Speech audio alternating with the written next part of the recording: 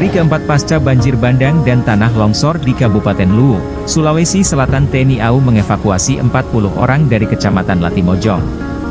Komandan Lanut Sultan Hasanuddin Makassar, Marsma TNI Bonang Bayuaji menerangkan, dari 36 warga yang evakuasi heli Caracal H225M TNI AU terdapat 8 orang lansia yang sakit dan membutuhkan pertolongan medis.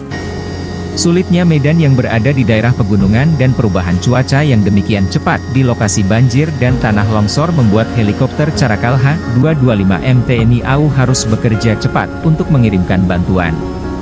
Sebanyak 3 ton bantuan berupa beras, mie instan dan obat-obatan berhasil dikirimkan ke desa yang masih terisolir seperti Desa Pangi, Desa Rantelajang dan Desa Tolajo.